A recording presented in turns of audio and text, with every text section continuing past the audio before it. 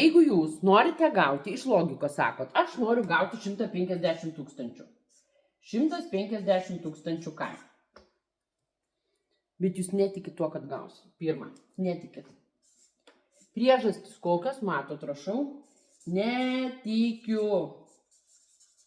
Netikiu, bet man jų reikia. Man reikia.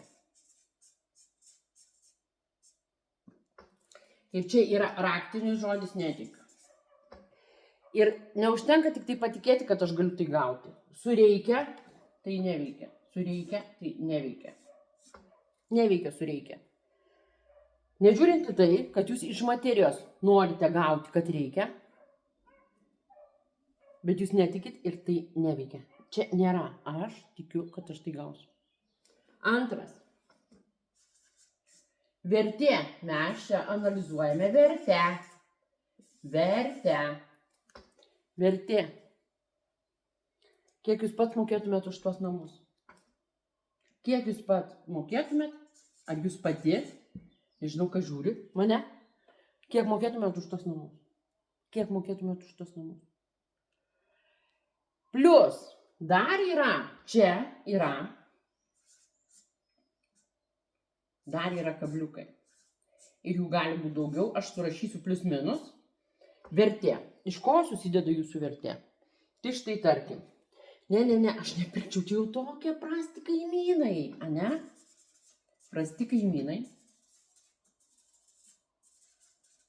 Toliau. Ne, aš nepirkčiau. Čia nėra šalia vaikų darželio, ane? Nėra vaikų darželio. Darželio nėra. Nėra. Ir čia gali būti dar plius minus daug visokiausių dalykų. Visokiausių dalykų. Šitie dalykai, jie ateina. Netikiu.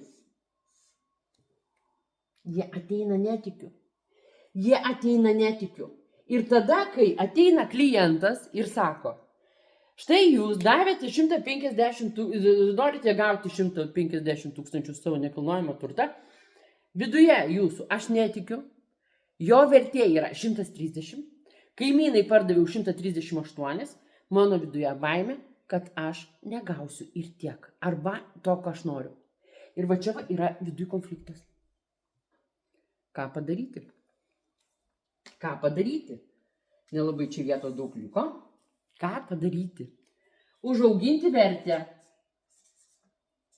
Užauginti vertę. Vertę. Pirmas dalykas. Antras dalykas. Patikėti.